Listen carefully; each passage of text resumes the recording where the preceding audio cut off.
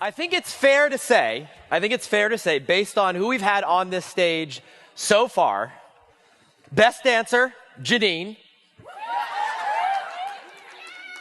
Second best dancer, like right here, Kevin Rogers. And then like me, like way down here. Welcome back. Come in. We have an amazing session here that I'm so excited about.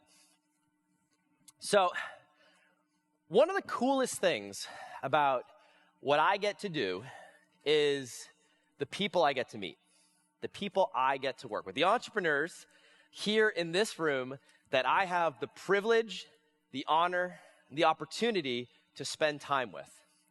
And we've heard about so many cool markets, from cake decorating to horse health, from real estate, photography, to copywriting and cheerleading, and everything in between.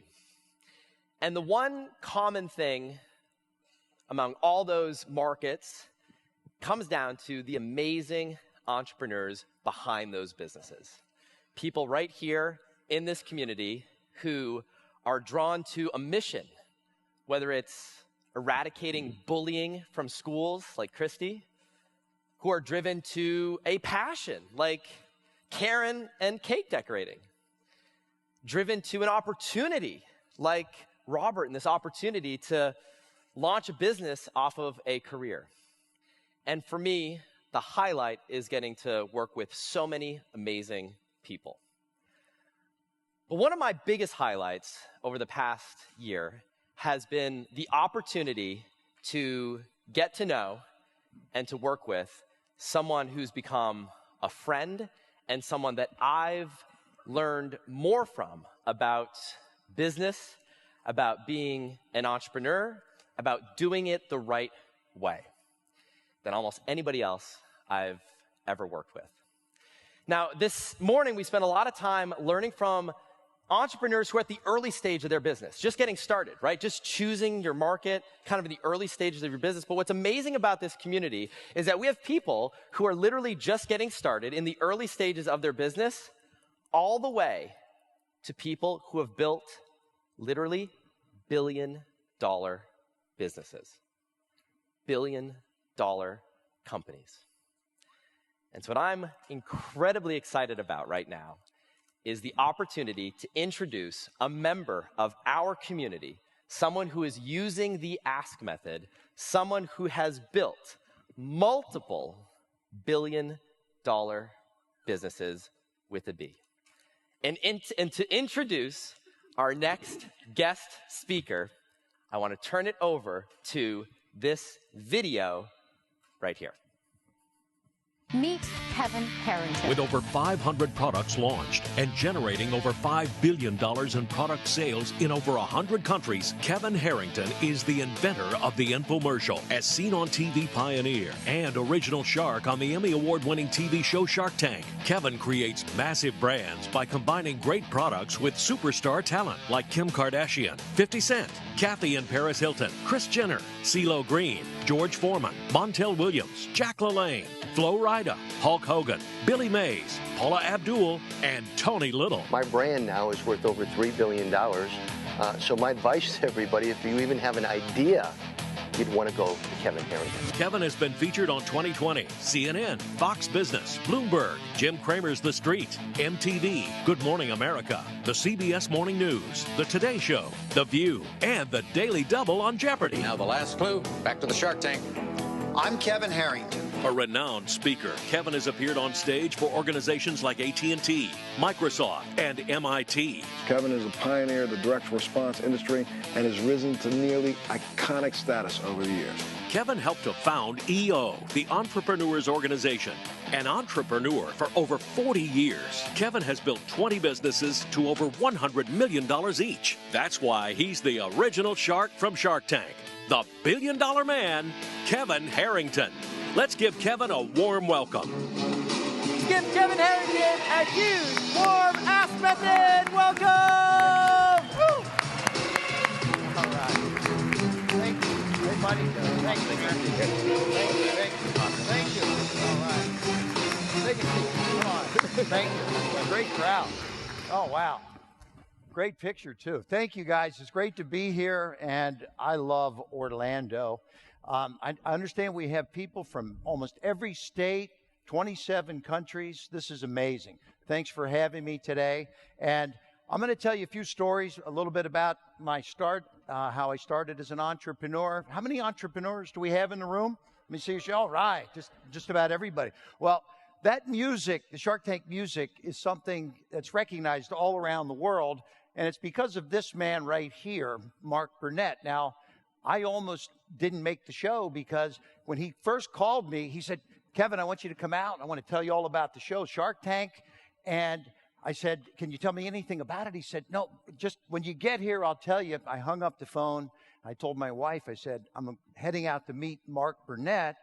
And she said, what's the show? What is this? I said, well, it's a show called Shark Tank. He won't tell me what it's about. She said, yeah, you're crazy. She says, don't you know what he does to those people on that Survivor Island show? Okay. Just like, what is he going to do to me, right? I mean, before anyone knew what Shark Tank was, we were filming it and having a lot of fun, but people would say, are you on some kind of fishing show or something, And so, I mean, even this guy here, Mr. Wonderful, how many recognize Kevin O'Leary, right? Now, do you know why he calls himself Mr. Wonderful? Because nobody else will. Now, in fact, he's actually just mellowed out a little bit now because he makes his own wine, and after he drinks 3 bottles, he's good, okay? I mean, he's pretty crazy, but there's a couple things I'm going to tell you about me that you don't know. I started from a very modest, this is my home in Cincinnati. 8 of us lived in that house, okay? 6 of us, I was one of 6 kids, with my parents, it was 8 living there, but 6 of us shared 1 bathroom.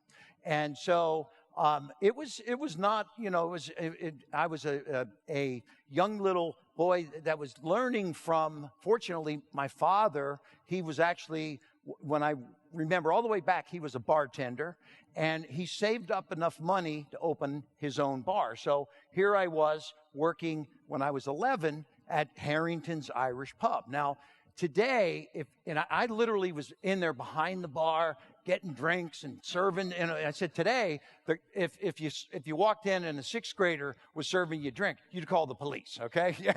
I said, but my father had a good deal because I worked a 40-hour week at $1 an hour, okay? I'm like, where are the child labor laws, right? I mean, but the great thing that I had with my father, and the greatest years of my life, and this is what I'm going to talk a little bit about, is why mentors are so important in our life, because I'm going to share with you today 6 mentors that I've had, because I wouldn't be here right this minute if it weren't for, first of all, number 1, my father, who said, be an entrepreneur, own your own business. And so, I will admit I had a little different background educationally than the rest of my kids in class. They would read regular books or regular like Dr. Seuss. This was my father's version, How the Grinch Stole Your Patent Idea, okay? So, and so I was like, he was teaching me. Like, we would see people in the bar, the beer guy would be stealing kegs of beer out the back door and stuff like that. But he said, own your own business. So here, my first business I started was Harrington Driveway Sealing, and I was 15 years old. Now, I'm knocking on doors, 15 years old, and they're like, where's the boss? Okay. It was a little scary. And then, I said, the rest of the kids in my class, they got the good jobs, working in the movie theater, the ice cream store. But this was a very labor-oriented business. And then I realized, okay, this was in high school, but it was seasonal because I grew up in Cincinnati, Ohio, where if you had a crack in your driveway and the water got in there, it would freeze and expand the crack, triple the size. So I'd knock on their door and say, you got some cracks out here, let me show you. And I'd take them over and I'd say, I want to put some sealer in there and then beautify, look at the before and after. So I was showing magical transformation, and this was part of the selling process that I learned. And then I said, I need something year round. So I started a heating and air conditioning business when I got my freshman year in college. And so, and we were data mining back then, because I go to the courthouse and I get all the records of the people that just bought new homes. And then we would call them up and say, hey, you've got a furnace, don't turn it on, don't use it until we give it a safety check, and we're going to clean it for free. And then we would get there, we got a new customer, and then we had a chance maybe to sell them a more efficient furnace or some air conditioning or something like that. But these were the early days for me. And I had a lot of fun being a young entrepreneur. I sometimes think, I was doing heating and air conditioning and driveway sealing. Today's young entrepreneurs, some of which we have here, they start Facebooks of the world and Snapchats, though, so there's a big opportunity out there in today's world. And this is when things started changing again for the next step in my life. How many have heard of Napoleon Hill's Think and Grow Rich book, right? Amazing book. I read it when I was a teenager, and it gave me a whole new perspective on business and on life.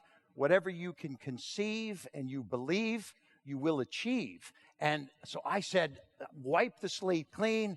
I don't want to be in the heating and air conditioning business. I mean, there was nothing wrong with that. We were doing $1 million a year back in the late 70s, and in relative terms, that's pretty good in terms of today's money. And so, but I said, I want to get much more curious and into other things. And so I became actually a business broker, selling businesses, pizza parlors, delicatessens, laundromats, all that kind of stuff. And then I said, people that start a business, they would say, I need insurance. Who do I go for accounting? And I need to get, some jingles for my company. And so I was referring them out to people, and I thought, you know what? I'm going to start an incubator. And we opened the Small Business Center in downtown Cincinnati, leased a whole floor. This is 1980, 38 years ago. We were counseling small businesses. I had an insurance agent that they rented space from me. We had an insurance agent, an accounting company, a graphic company, a lawyer. We'd incorporate your business and do everything. And then we partnered with Entrepreneur Magazine. We opened 30 of these start a business stores, these small business centers around the United States back in the early 80s. So this was the early days of me working with lots of great entrepreneurs and having a lot of fun, and really kind of looking, I used it as a vehicle for me to find sort of what was going to be the next thing for me. And that's where I go to talk a little bit now, the TV transition, because I want to just ask a question. How many remember TV in the 60s, black and white television? Do we have, about half of you. That's great. I remember black and white TV, and I remember first getting the remote control to change the channel. And sometimes we had to put a little piece of tin foil on the TV. You're laughing, right? To be able to get reception. I mean, today, when I talk to I have a 20-year-old and a 30-year-old boy, and I tell them about that, and they're, they're used to 500 channels, right? The way it is today. But when cable hit in the 80s, we had 24 hours of HBO was movies, and 24 hours of music, and 24 hours of sports on ESPN. I got to the Discovery. Here's the old black and white. So when I got to the Discovery Channel, I had a 30-channel package. I'll never forget.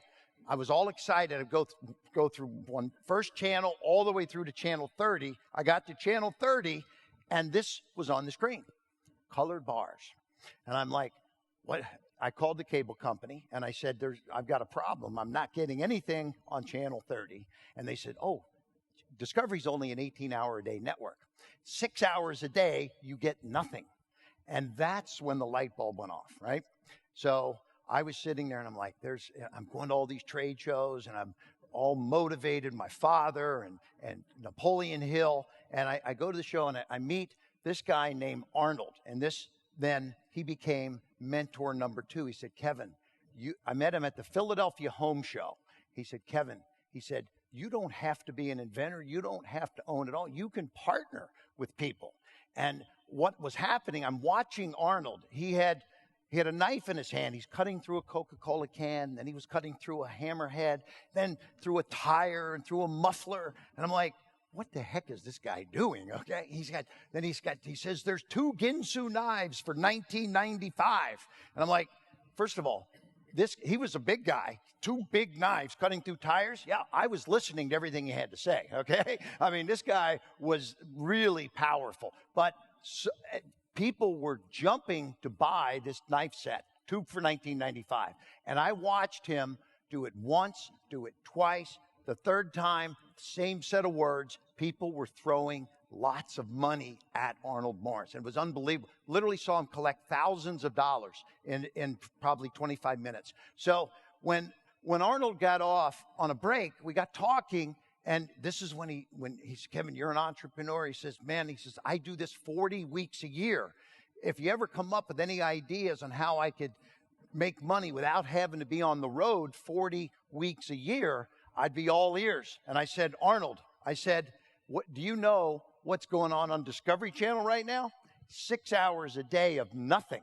I said, why don't we film your presentation and let's give it to Discovery, give them a little percentage, and see if we can make some money together. And that's what we did, and here's that clip.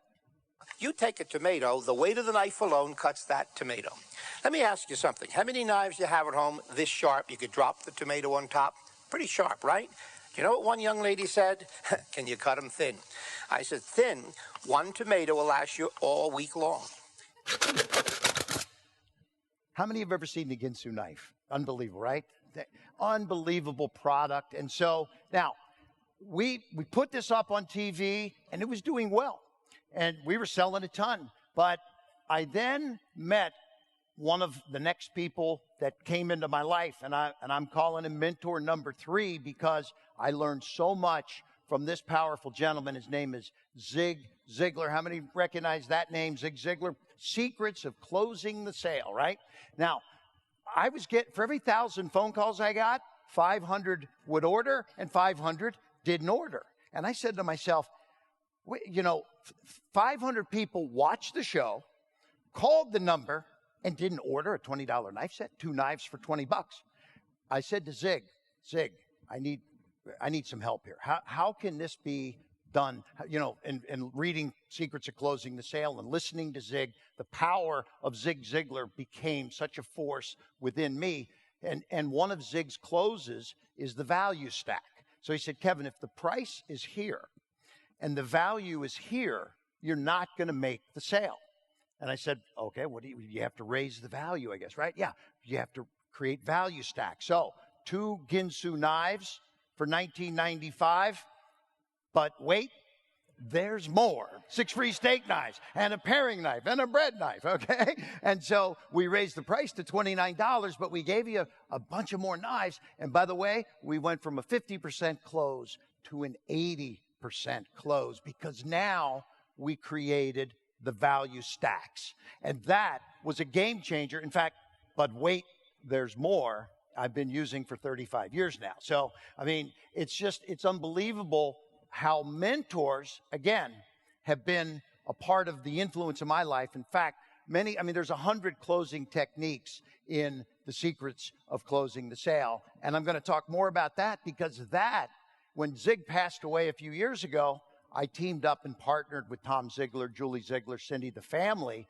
and now together we own the rights to all of Zig Ziglar's assets, thousands of hours of tapes and material, audio, video, everything. And that's how I met Ryan Levesque. An amazing story I'm going to tell in just a minute. But the Ginsu unbelievably went to $500 million in global sales. Let's give Arnold a round of applause. And Zig Ziglar for helping me, okay? And I will say, without a doubt, only because certainly wouldn't have been without meeting Arnold, but then with Zig to tighten up how to sell more, how to get more out of that value stack. So we then decided, well, if Ginsu works in the U.S., I wonder, there's bars on the screen in other countries. Let's take it around the world. So in 1990, we went to London. We went to Jeddah, Saudi Arabia. We opened up offices in Tokyo, Sao Paulo, Brazil. We had 500 people all over the world. And so all we had to do, this was the beauty of this model for us. Just like they take a movie, Rambo or the Crazy Rich Asians that was just out, they dub it into 100+ languages. And that's what we started doing, is just dubbing Arnold and Tony Little. In fact, here's Tony Little. Maybe there's someone that Voeten understands stevig. Dutch. Zie je hoe ze haar handen op haar middenrif heeft? Niet achter je hoofd? Nee, niet achter je hoofd. Ze moet zien wat ze aan het doen is. Niet zoals jij, ja? Omhoog komen, strak maken, neer. Met spanning omhoog, dat is het enige wat je hoeft te doen. Gaat om techniek. Dat is het enige wat je moet doen om de rechterbuikspieren te isoleren. Wat is die grafiek daar beneden? Dat is de grafiek, die laat je 30 seconden per oefening op begin. Tony's amazing. We could not find Tony Littles in all these countries, right? So we just dubbed their language, and we had instant Tony Little in Holland, in Sweden, in Denmark, in Italy, in France, Latin America, the Middle East, everywhere. And so the years of working this business were a load of fun. I worked with some of the most amazing people. And a lot of people have never heard this story, but Hulk Hogan was offered the Foreman grill before George was. He turned it down to do a juicer. All right. And that grill ended up doing over $1 billion. So I saw Hulk Hogan last week, and he was reminding me of that story. There was one lawyer that represented both of them, and Henry Holmes offered it to Hulk, and he turned it down. George ended up doing it. So a lot of crazy stories with a lot of the celebrities over the years. And I'm going to tell one more story in a second about another celebrity we worked with also. But meantime, I've got to tell you about mentor number 4. After building all of this around the world, I mentioned earlier, almost didn't get on Shark Tank, but Mark Burnett actually did become a mentor to me and said, I'm going to teach you, Kevin, how to take your brand to the next level. And so this was a game changer for me, and working with many of these sharks. In fact, it's Alex Rodriguez. I just saw last week Charles Barkley is a shark. I mean, it's amazing that John Paul DiGiorio up there, and Bethany Frankel. In fact, Richard Branson is a shark also. I'm going to talk a little bit more about Richard, but I have one more Shark Tank story, and I'm going to get into a few of the things that I want to share with you today that I learned from these mentors also. This is, I call it my sharks outside the tank, because we're at a wedding, and there's Robert Herjavec. We're smoking a cigar. How many recognize Robert Herjavec, right? And people ask me about a lot of the sharks, and Barbara Corcoran, she's the sweetest shark, really nice. I love Barbara, and she and I did a bunch of deals together. Actually, Robert and I did, and there's Damon in the middle. So this was Robert's wedding recently, about a little over a year ago. And so one day, we're all sitting at Shark Tank taping, and after the taping was over, there were some producers from Dancing with the Stars at the set. And the Dancing with the Stars is on ABC, and so is Shark Tank. And so the producer said, hey, would any of the sharks like to be on Dancing with the Stars? And so we're all hanging out, and my wife and myself, Robert right away, his hand went up. He said, yeah, I'd love to do that. And I said to my wife, what do you think? And my wife, Crystal, said, you're not going to go on that show, okay, to me. And I'm like, oh, what? I said, what's the problem? She said, they dance way too close on that show, okay? She said, I wouldn't want to see you dancing on the national TV like that. And so I said, okay, I got it. Well, we'll let Robert do the first year. Let's see what happens. So I brought Robert's segment, and you got to see this. It looks like Shark Tank. Watch.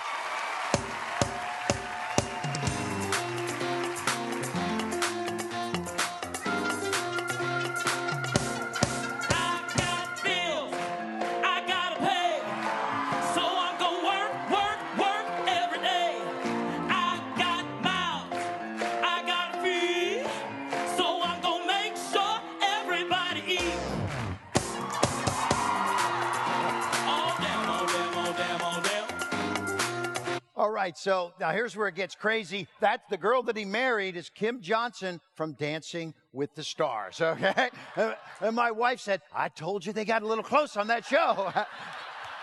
She also said, you're never going to be on that show, okay? So, and by the way, they just had twins. Let's give them a round of applause. God bless. The twins were on season 10 of Shark Tank. So Robert is an amazing guy. The night of the wedding at midnight, my wife and I were leaving the wedding. He said, Kevin, stay 5 more minutes. It turned midnight, and then it was her birthday. They wheeled out a birthday cake, and out came Olivia Newton-John from her home country of Australia to sing Happy Birthday, right? So that was a pretty amazing couple of days there. But so, the video that played up front, I sometimes will say, it's all the positive stuff that's happened to me in my life. And so I say my mother probably wrote the script of that because it's only the good stuff, right? But now I'm going to share some of the tough stuff, because when I said, how many entrepreneurs do we have? Almost everybody in the room, I think, I didn't see one hand not up. So we're all entrepreneurs, and I'm going to ask the question, have any of us had a bad day? Have you ever had a bad day? Yeah. So I'm going to tell you a time for me that became very difficult, because I had this huge staff and overhead. I had my own fulfillment center, 80,000 square feet. I had a media company with 75 people, customer service center, 100 people. We had a production studio, 75 employees, 35,000 square feet. But when things were going full, a cycle, everything is booming, that was great. But now, what happened? TV, newspapers started dropping. And I'm talking big. In fact, we can all understand these numbers. Millennials ditched their TV sets. Morgan Stanley did a report that 50% of television viewership is gone. ESPN lost 12 million subscribers, and the 56.6 million people have cut the cord from cable.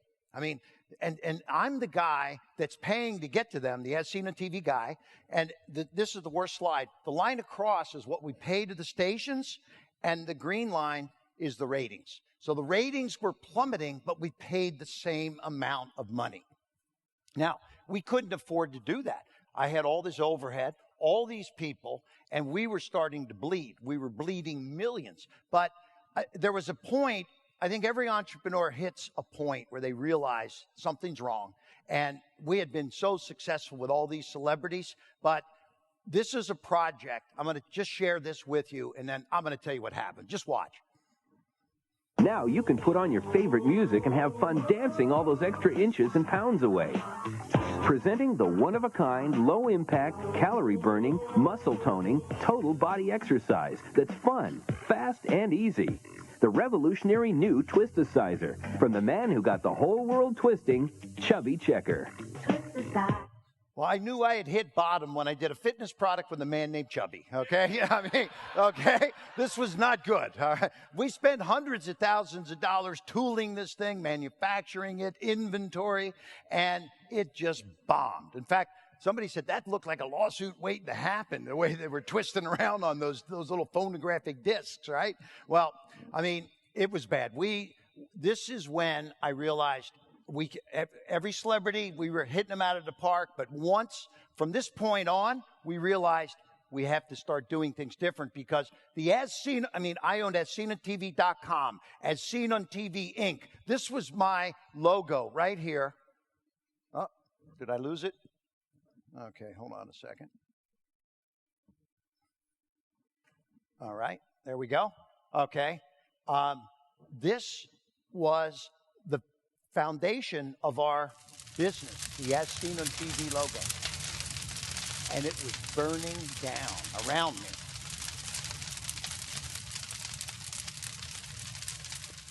It's like we were having a bad day for sure, okay? I mean, and Chubby was sort of what told us you can't keep doing it the same way, right? I mean, this is what it felt like coming in on Monday morning. So I knew, we were bleeding millions, and we had a very successful company at one point. We had a $500 million business, doing very well. Public company, the stock had gone from $1 to $20 a share.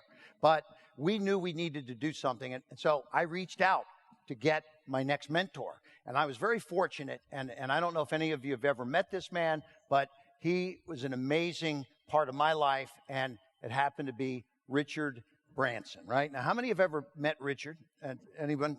Okay. I got invited to go down to his island, right? And so, to put it in perspective, when people come to meet me, they take an Uber. When you go to meet Richard, you need a boat, you need a helicopter, okay? Here's a guy that just opened up the island. I went down there. It was a Halloween night, and hung with him for 3 days. And I said, Richard, I need some help. We've hit a wall. We're losing money. We built this, all this infrastructure and all this. And he said, Kevin, we're going to sit down. And I said, we had some one-on-one sessions with me and Richard. And he said, first of all, we're going to wipe the slate clean, and we're going to work on a couple of things. You're going to walk out of here with a game plan. And so the first thing is like, you've got your team is like the guy that built the fulfillment center. He wanted to hire 150 people and have his job forever. And the people in the media side were still buying magazines and newspaper and old TV and Fox and all this big money stuff. We were losing from it. But where had the eyeballs gone? They left, 50% of them left TV. They went to Facebook. They went to Instagram. They went to Pinterest. They went to YouTube. So follow the eyeballs. So the first thing you need to do is get rid of build a new dream team, right? You can't keep doing, if you always do what you've always done, you'll always get what you've always gotten. So get a new dream team. And this is what we focused on, is get some new folks in there, some advisors, financial mentors, operational people, tech folks, celebrities, influencers, but digital advertising gurus, because I'm an old entrepreneur, right? Here's Richard giving me great advice. Richard's 68. I'm 62. I've been doing this a long time. And so, I've got to start getting these new digital people. And it's, I'm listening to Richard, but get rid of the old, bring in the new. And that's step number one. And so I got back. We sold off our fulfillment center. We sold off, and by the way, we owned all these buildings. We made money on the real estate, okay? So it wasn't so bad. I mean, we got rid of this building, got rid of that building, and we could fulfill from fulfillment.com for $1 an order instead of having to have 150 people, right? So this was step one, create the new dream team. Step two, Richard said, Kevin, you built Tony Little's brand. You've worked with some amazing people, Billy Mays and George Foreman, all these folks, but nobody knows who you are. You didn't build your own brand. That's what you got to do second, is build your profile and build your brand. And so these are the things I'm sharing with you as things that you maybe could be doing yourself in your own business. So, whether you own a product business, because yes, I have a product business, but this next slide will say, even if it's a service business, you need to publish. You need to put content out, right? And so my first book, it's Act Now, the one here on the right, How I Turn Ideas into $1 Million Products. It came out 10 years ago. And guess what? I said, how do I promote this book? I started doing radio talk shows. I was on 1, then 5, then 25. And by the way, radio's old media, but they've got a lot of time to fill. There's 2,000 plus radio stations. Then I would, at the end of the radio, I'd say you get a free chapter if you go to this internet site. And now I'm starting to build a list, and I'm building credibility. And then I was getting offered TV shows and speaking engagements. And that's when Mark Burnett was actually on the internet looking for that shark. And that's why I say it was the book that started this whole process of creating content, from radio to TV to newspapers to speaking at chambers. I spoke at one chamber meeting, Tampa, Florida, just down the road, and it was one chamber. When I was done, the lady that ran the chamber came up to me and said, Kevin, that was fantastic. I loved it. She said, you did this for us. I have something for you. Once a year, we get all 26 chambers together in Tampa, and it's going to be in 3 months right here from the state of Florida. How would you like to speak there? And I said, oh, that gives me a meeting point for 26 other chambers.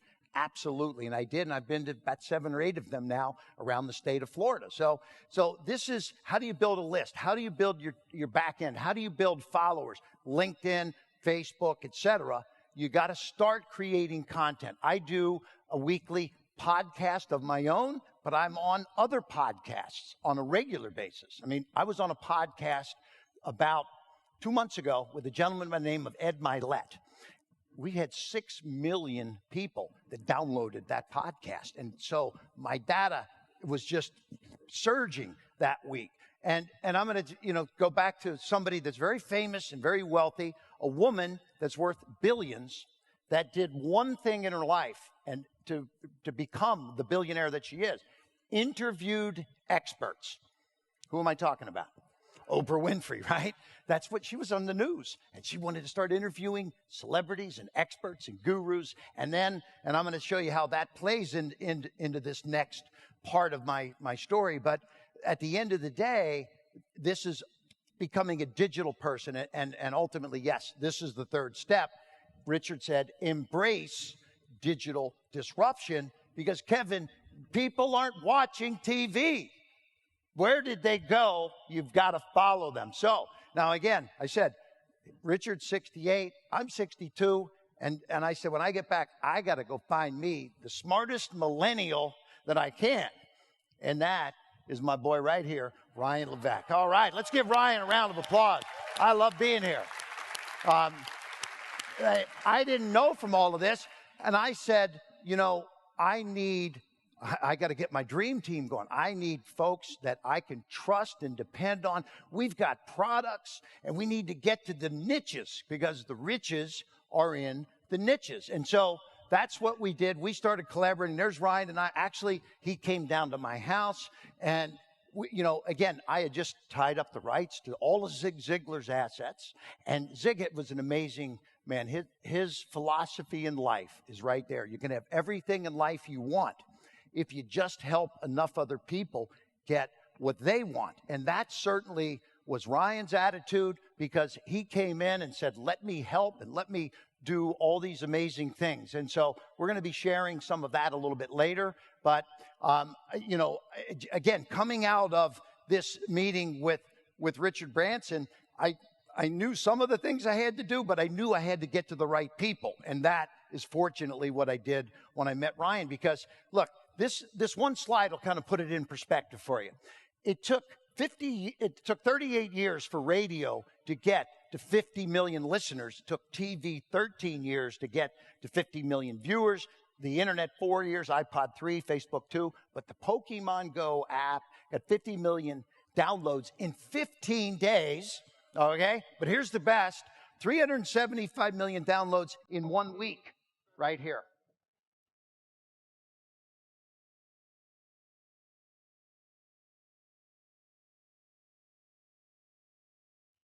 So my question, is the world moving a little faster today, right? Okay? Yes, all right? In fact, now, just so I didn't want to feel so stupid that I wasn't moving fast enough, but one day I was hanging out with my buddy Steve Forbes from Forbes magazine, and we were talking, and it was very clear. Time magazine just sold recently. I don't know if anyone is aware of that or not, but Time was actually in a downward spiral. Sales were down year after year. And why? Newspapers, magazines, print, television, anything old news, old media was hurting. Well, not necessarily. Time was letting it happen. They weren't staying on top of the digital. But my buddy, I said, there's Steve Forbes and I, we do an annual event every year in Las Vegas. We bring thousands of people, take pitches, and we give $100,000 to the winner.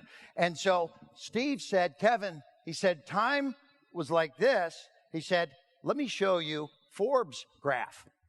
Went the exact opposite way. They grew to 50 million plus monthly readers over the last 6-7 years. Why? They embraced digital. And this is the key thing. 1,500 freelance contributors. What was that? I became a contributor. I put an article out once a week, but I had to send it to my 1 million followers also. And so did everybody else. So Forbes was getting my article. I was getting the credibility to be aligned with Forbes, but they were getting the distribution into my followers. So I say exponential growth by connecting with my followers and everybody else's followers gave them their highest readership in 98 years. 70% of their revenue comes from digital. And so this was proof solid for me that even old media can become very successful tuning in to digital. So yes, for me, this has been the last number of years, we've just been focused very solidly on launches through using Ryan's methods, and I'm not going to give away too much of that because we're going to talk about that in a bit, but and really powering our products through the internet and Instagram and Facebook and deep dives and Bucket.io and all the really cool stuff that's out there. And so the good news is we have been able to embrace the new technologies and get the right people on our staff, because I say the old way. This is Rupert Murdoch. He was the founder of Fox. I used to give him $5 million a year, every year, just to get on Fox TV stations. And it used to pay out. We would get back tens of millions of dollars in sales, or whatever the numbers were, but it paid out. And then year after year, it was getting less and less, to where we were losing millions, giving him $5 million. So that's the old way. The new way is millions of channels that focus on getting to a few. And this plays so well into exactly what we do when we use the ask method. And so absolutely, this plays perfectly for us. So when we use the ask method, tell us about you. We want to know about you. And we want to, when we were putting Zig Ziglar out, we didn't know who were the people that might be interested in that. In fact, we found out some amazing things. And we're going to be doing some Q&A after this, so I don't want to steal too much thunder. But yeah, I mean, we were able to identify buckets that we didn't even know about, and supercharged our sales in the process. So I like to learn from the best, and who better than to learn from my buddy Ryan. And it's such a pleasure for me to be here today, to have a chance to spend with everybody. We're going to take some questions. We're going to be doing some other nice things. I think there's a dinner or something going on, but I just have one closing slide, because I loved some of the old books that I used to get. And, you know, when I said, how many entrepreneurs do we have? Everybody in this room, I think, right? So this is one book you want to go out and get. And I love to read. I read stacks of journals and newspapers and everything every day. But go get this one. It's called Men Are From Mars, Women Are From Venus, and Entrepreneurs Are From Uranus. Thank you for having me today. It's been a pleasure to be here. Thank you very much. Where is Mr. Ryan Levesque? Guys, let's stand up. Let's give it up. All right. Awesome job, man. Thank you, man. Give it up. Stand it up for Mr. Kevin Harrington. Thank you. Hey. How you doing? How you doing, buddy? Thank you. Can we convince you to stick around for a few minutes? Sure. To ask a few questions? Absolutely. All right, absolutely. Let's do it. Let's take a seat. Which one? Absolutely. Whichever one you prefer. Okay. Cool. Okay. What a cool story, huh? Like, anybody watch Shark Tank in this room? Yeah, right? Yeah. You know, my favorite show on television, I'm going to say it right now, my favorite show on television is Shark Tank. It's the one show that we watch as a family. I told you the story when we were hanging out earlier this year. It's the one show that, like, we sit down as a family with my boys, and they know the music, and you know, I think they were in the back of the room earlier watching Shark Tank. So it's so awesome to be here. You know, Kevin, like, your story is so cool, and I love that you shared parts of, like, the early part of your journey, because people see and they see, like, super successful, you know, multiple billions of dollars in sales, and then to see, like, how you started when you're 15 years old, just kind of a young entrepreneur. And the question I'd love, if you wouldn't mind talking a little bit about, is we have a lot of first-time entrepreneurs, right? So if you can think back to kind of back when you were early stages of your business, we have a lot of first-time entrepreneurs, and you know, entrepreneurs who are kind of on the journey of launching and growing their first business, right? So they don't have the decades of success that you have. They're riding their first Bronco now. And I know you mentioned you see a lot of pitches. You get a lot of pitches between the show and every single week. I think you told me you see some weeks like hundreds of pitches that come your way. And my question is, for first-time or early entrepreneurs, what's one of the single biggest mistakes that you see people make when they're building that new business? Okay, so plenty of ideas there. One of the things I think entrepreneurs mess up on is I'll get people that say to me, I've had this idea for so long, and when should I do it, right? So, and that's why I wrote the book Act Now, because I said, now is the time, right? So, I mean, some people wait until they get 100% there. It's like everything. I pulled the trigger at about 80% when I like to start testing, because you wait until you're at 100, someone's already knocked you off, or they beat you to the punch, or it's too late, right? So I always say act now. But so that's procrastination is one of the biggest problems. But now once they've decided to go, one of the biggest things that I don't think people focus on, I am a customer acquisition specialist. Okay, that is the holy grail of my business. When I'm selling Ginsu knives, two knives and a couple steak knives and a value stack for $30, I got a $5 or $6 cost of goods. I know what my customer acquisition allowable is, and I drive it home everywhere I can in the world. Right, so. Once, and this is one of the things on Shark Tank, they'd come out, I want $100,000 for 10% of my company. And I'd say, what does it cost you to acquire a customer? And they have no idea, right? And so, and what is there's another number, what is the average lifetime value of the customer, right? So if your acquisition cost better be lower than the value of the customer, or you're looking at it wrong too. So I think at the end of the day, you got to know your math in running your business to get new customers and have good a good upside across the board. And I love that so much, because one of the questions I get asked all the time, it's like in business, you got a million stats. Like, what do you pay attention to? You got opt-in rate, you got cost per click, you got all these numbers, and you've boiled it down to two numbers. Yep. Cost, customer acquisition cost. Yes.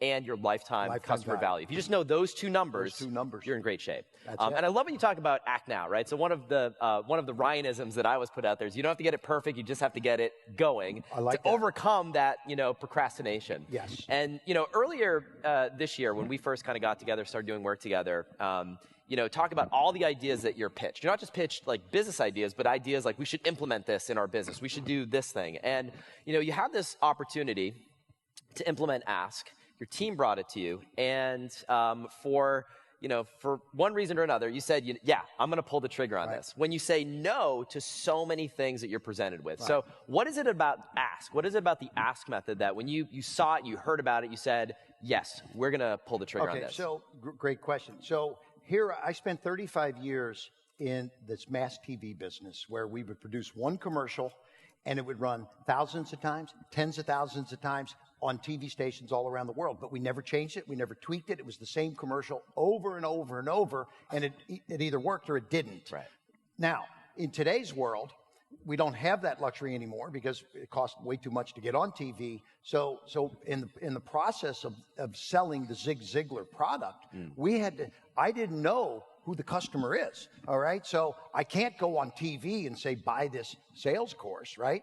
We started with The Secrets of Closing the Sale Masterclass by Zig Ziglar, and I did some of my own current videos and how I utilized those videos in my life and my business. But I didn't know who the customers were. Right. So the Ask method, we used it to actually create all the buckets of people that we wanted to go after. And it blew me away when we did this to find out actually some things that we didn't even know on the front end. But we needed to know who we're going to go after so we could sell them properly. So I want to get into some of the kind of insights and discoveries that you found. Because one of the things I tell people is whenever you do a deep dive survey, you're always going to discover a surprise. Yes. We don't know what the surprise is, but there's a surprise in there. So we'll get to that surprise in just a moment.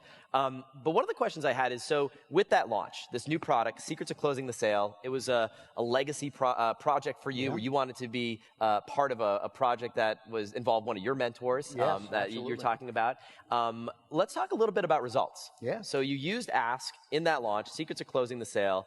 Give us a sense of scale. Like how many people participated in that launch? Like, so we had, it blew me away because I didn't know what to expect. And, we had hoped we would get to 7 figures. We wanted to do at least $1 million launch. We did a multi-million-dollar launch. We had 100,000 plus new customers that came through that we now own this database. Say that, and it's amazing. 100,000 new customers as a result of this Ask method launch. This happened over about a 90-day window. Yeah. That's incredible. And millions of dollars. And by the way, I took Tom Ziegler because I like to do things outside the U.S. We took him down to São Paulo, Brazil. We dubbed it all into Portuguese. We had 3,000 people down there. We pitched it there, and now we're doing $1 million launches around the world also.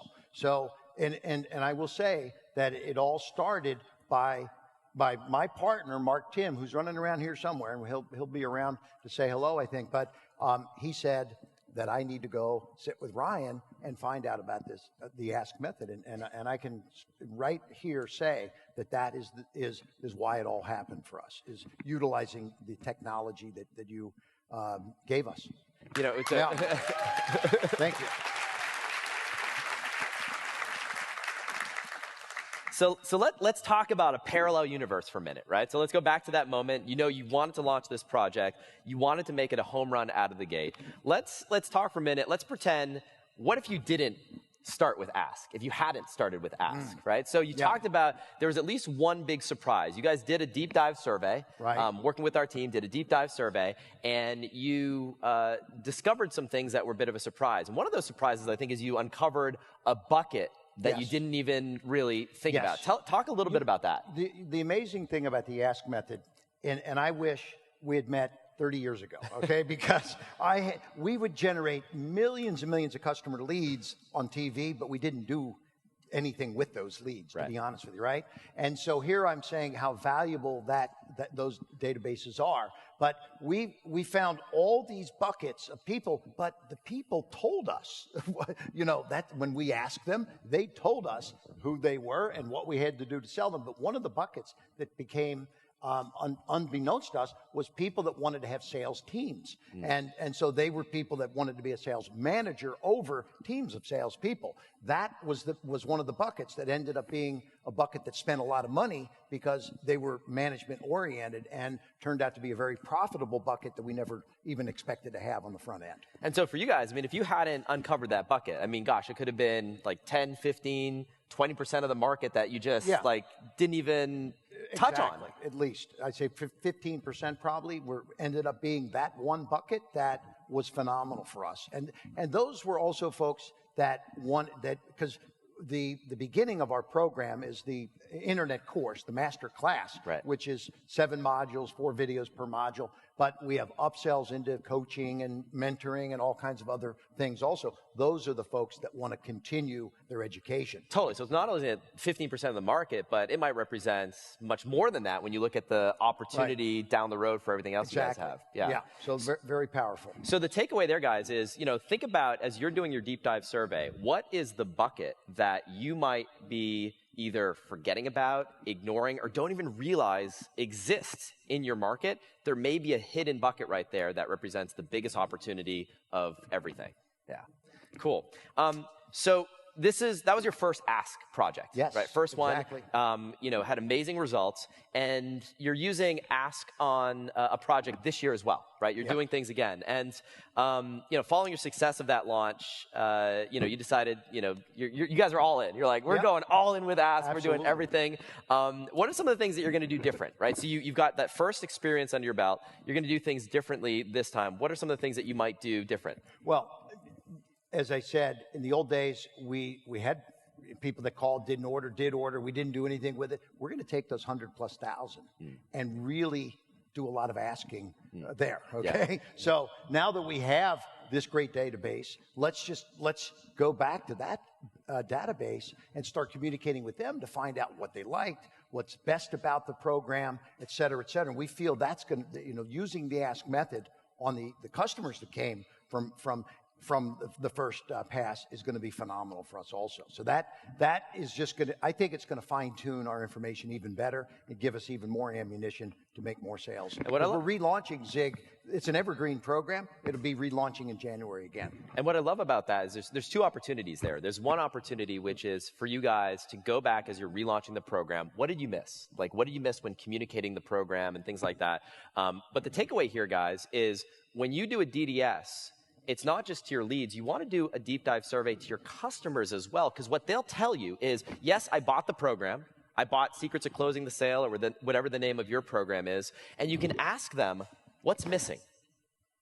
That helps you both improve the product, but it also gives you clues on what other products, services, programs can you create to fill some of those gaps. So I think that's, I mean, that's going to represent, I think, an even bigger opportunity for you guys. Because we just had a recent event down in Tampa. I live down in St. Pete, Florida, and we had about 100 and something people that came from the wanted part of the Secrets of Closing the Sale Masterclass. You got a ticket to attend an annual event. Yeah. So we had about 125, 135 people that came to that annual event, and we were, networking with them. And people would say, I would like this and I would like that, and so yeah, that's just verbal stuff there. But once we get the Ask method going down these paths with the existing database, which we're in the middle of right now, that's we think gonna be amazing for us for next year. I'm super excited about that for you guys. I mean, I think that represents, like I said, an even bigger opportunity. Yeah. Okay, so we talked about Ask. We talked about the methodology. We talked about the ways in which you've used it, the results that you got on your first launch, how it's now become part of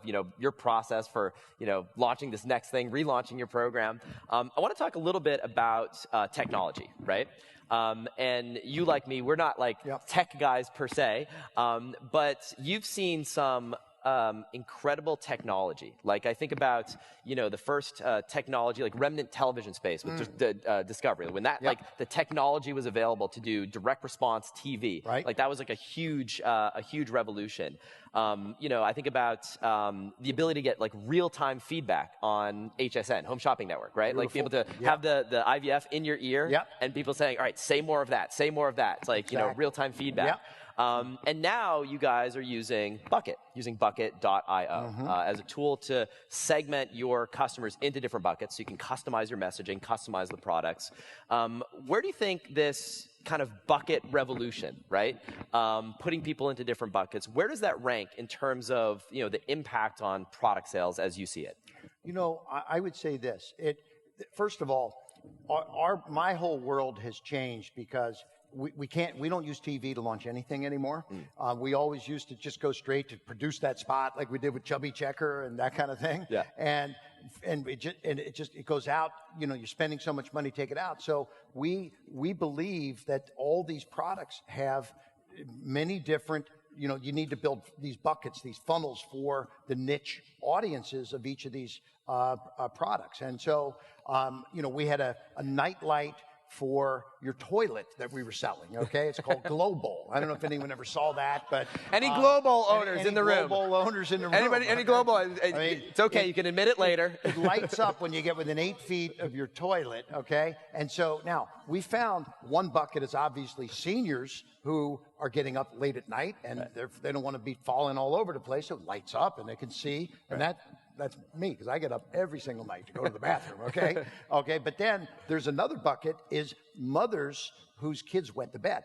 And that's because they're afraid to get up at night. It's dark, and they don't want to get up. They just went to bed. And now with the nightlight, they want to see, they get to pick their color. So there's 6 different colors on the nightlight for your toilet bowl. By the way, it was on Shark Tank too, by the way, the nightlight for your toilet bowl. And so, but that is what's amazing. We launched that product, sold millions of pieces using the buckets, but never even put it on television. So, and even into retail stores using Facebook, Instagram, YouTube, viral stories. We created some very short little 30-second videos, but not a 30-minute infomercial, not a 2-minute spot.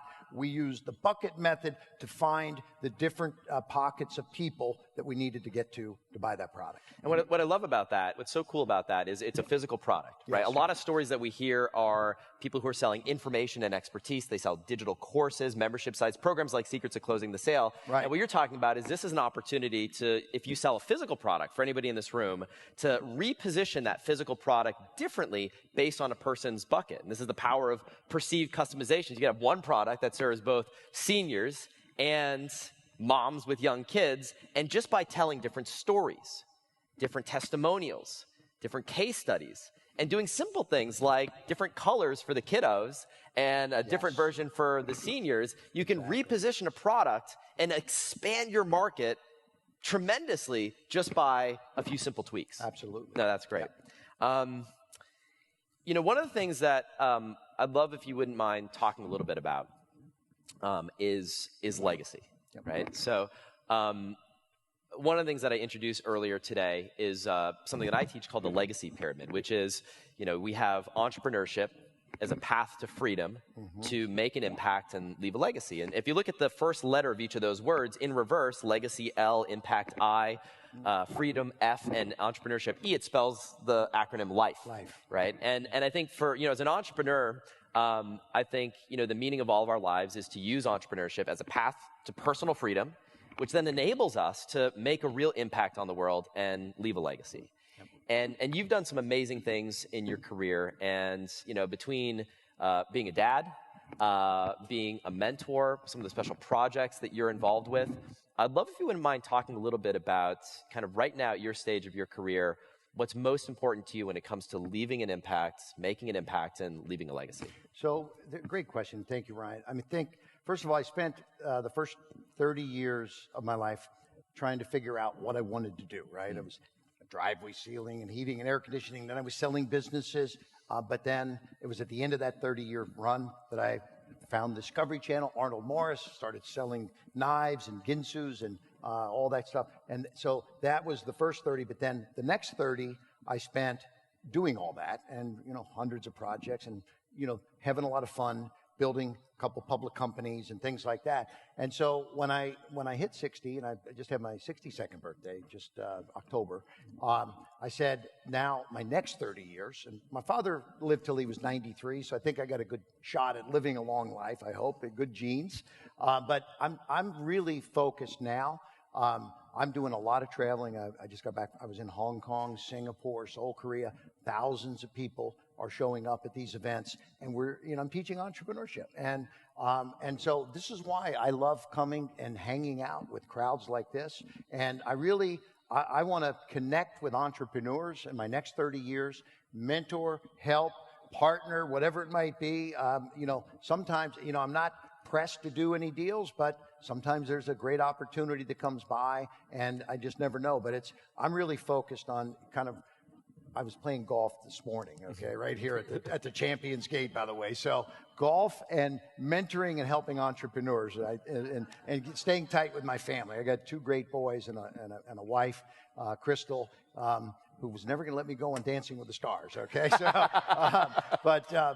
so I'm having a good time. I'm traveling a little more than I want, but it's enjoyable to connect with the entrepreneurs, and I know I'm going to be meeting, I think, quite a few of them kind of hanging out here tonight. So talk a little bit about the work you do with your son, Thank with your kids, because I know you're you brought Brian in the business, and I've had a chance to spend a lot of time hanging out with Brian when we were hanging out earlier this year, and work we've been doing together. And what is it, what advice would you have specifically for any parents here in the room that would love to get their kids involved in the business? Like, they see entrepreneurship as this path. Yep. And, you see your boys and you're getting them involved. And what have you found? Any advice or any words of wisdom you might have for someone? Well, first of all, I think I have my oldest boy's 30, and then and my youngest is 20, so I have 2 boys.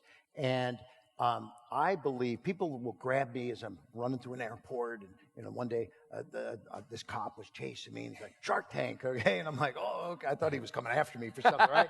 I'm like, "Oh, what did I do?" But and I'll jump in a taxi and say, it's just one thing. What would you recommend if I'm starting a business for the first time? I generally say, and I talked about it here today, but I said, surround yourself with some smart people, right? Get people that are smarter than you. And this is why I called you in the world of digital, right? So I spent all those years in TV, and we were, just wasting money blasting these things on TV. Now we're seeing amazing success in the world of digital. So like my 20-year-old, he tried to, my oldest boy graduated from Penn State and honors and did really well.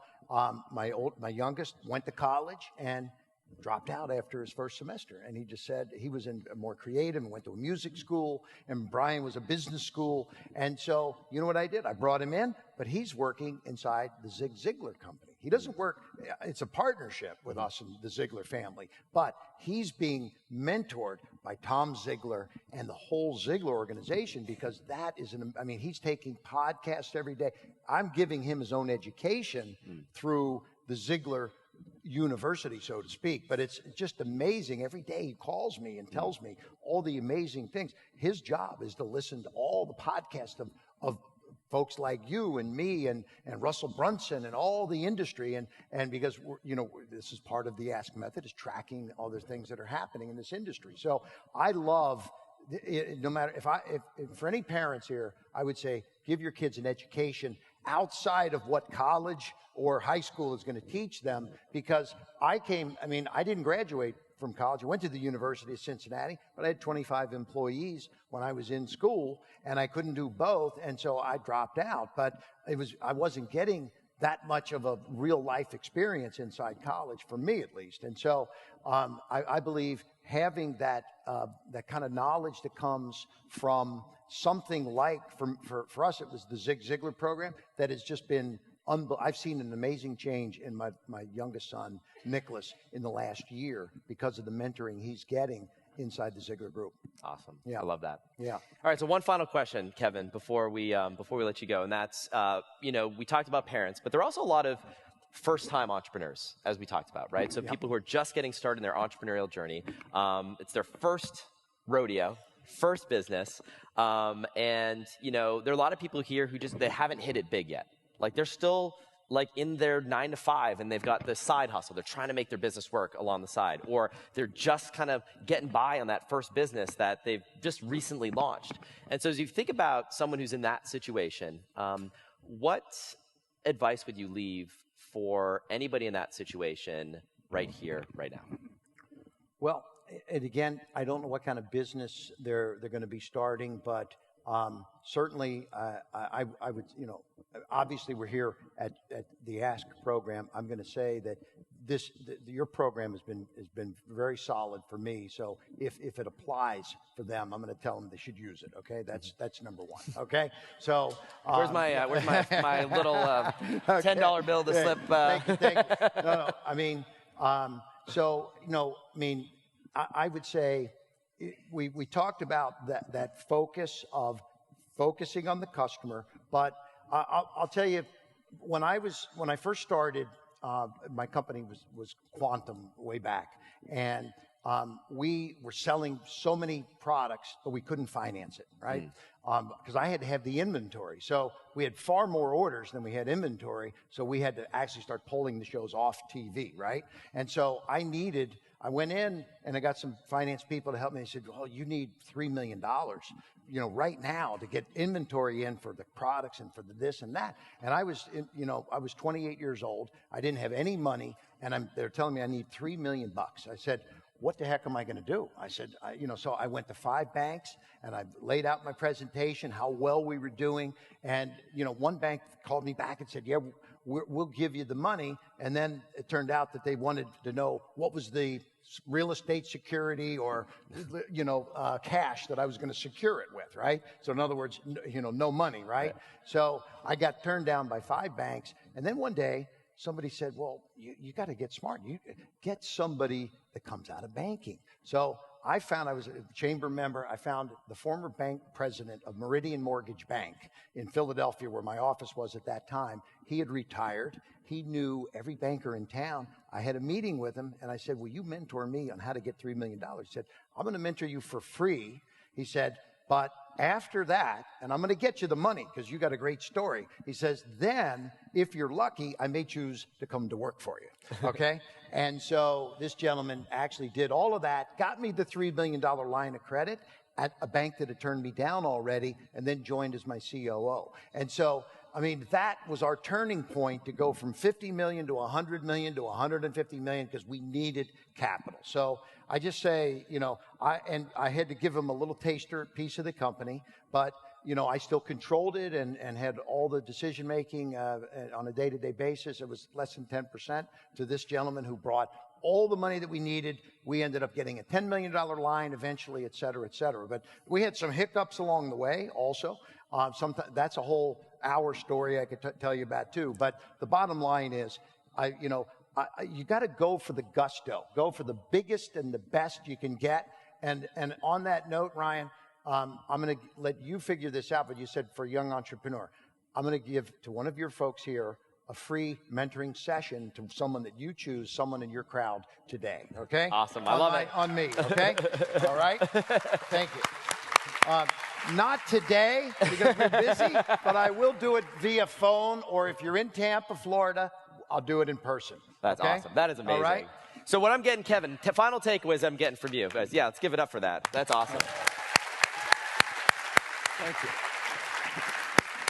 Final takeaways I'm getting from that is find somebody who has done what you are looking to do, and find a way to work with that person. That's number one. It's how to figure out a way to incentivize them to become part of your team.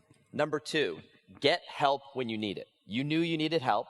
Find that help and find a way to get that help. Don't keep bleeding. And number three, act now. Act now. Act now. Act now. That's it. Kevin, Yes, thank sir. you so much for being All here. right, Super Ryan. appreciate Thank that. you. Guys, let's give it up one last time for Kevin Harrington. Huge round of applause. Thank you. Thank you. Thank you. All right. Good. Thanks, man. Appreciate it. Thank you. Here, I don't want you to lose your Thank you. Kevin Harrington, ladies and gentlemen. Thank you.